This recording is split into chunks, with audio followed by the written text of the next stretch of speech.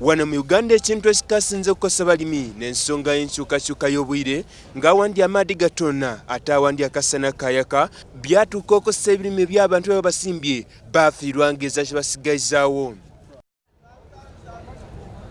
Mu kino ebitongole eby'abalimi nga bagemagana n'ekitongole kya gavumenti ekya Uganda Insurance Regulatory Authority batandiseewo enteekateeka ey'okuyamba ku balimi abafuna ebizibu mu nkola efaanana n'eno.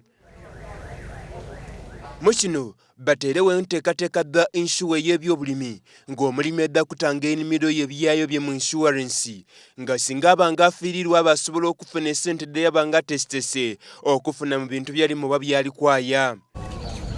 Owundi ku mukugu mu kitongole ekirigemaganya enteekateeka bino n'atwinonoire era yatukobera ekika ekya insurance gye bateerewo abalimi okuba nga bweddaga.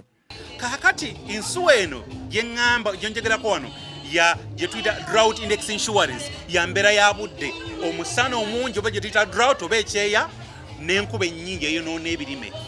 Era onaakuba omuntu ali kuteekateeka okugamirwa mu insurance eno olina kuba na musiri gwa mbooliduuma okwotere n'ekirime ekindi oba ng'olina kigo kya nte waba ng'okiteesese nti oba olijja afunamu obukaire butaano maiso eyo singa amaadhi gadda gatona embeera y'akasana endwaire oba ekizibu kyonna kyagwa ku kyayi ekyo oba ennimiro eyo gavumenti esobola okuba nga okusasulira empiiya bewali ng'olijja kufuna.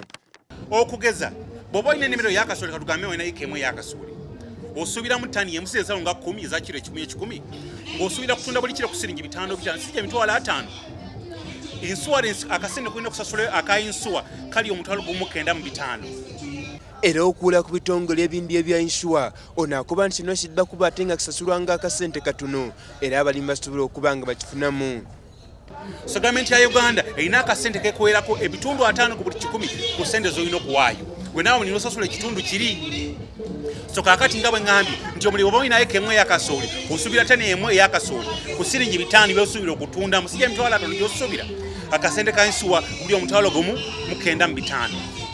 Wazirawo ekituuse mu ngeri y'okuba nda akasente ng'omulimi asaswire onaakuba nti kino kyandawulo kubanga omulimi akasente akaggaliwo ekiri nti okaterawo ku ssimu tiweetagana kuwandiika mpapula kusimba leni n'atoola byapa bya ttaka ku bbanka oba DFS ebitongole akuba nti gavumenti edda okuba ng'enoonerezanga etegeerewa ekitundu ekigwire mu buzibu ate ng'abantu baayo baata ennimiro ddeebwe n'ebyabwe mu nsuwa esobola okubasasula.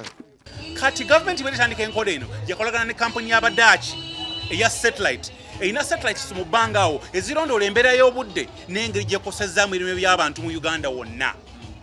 Kati sizoni bweggwako befulima alipoota eraga loss gye tuyita percentage of loss ebitundutundi bimeka ebya loss buli gombola byekoze. Gavumenti y'eggwanga erya Uganda webanga evyo n'enteekateeka The Insure lino liba isuubi ly'amaanyi eri abalimi kubanga n'ekindi kizibu ekirikosanga abalimi n'abayi mu ggwanga erya Uganda n'enkyukakyuka y'embeera ey'obwire nga bangi batuukana okuva mulimo guno ogw'okulima kubanga bazze balumukira. Wazira kyatutaidi oba enteekateeka matididda kwingira mu mizze gya buli bwanguzi kubanga kiri ekindi kizibu ekikasinze okukosa bitongole bya gavumenti n'enteekateeka gavumenti beereeta. Ninze Samuel Mwesigwa, Baba TV, Amakonde.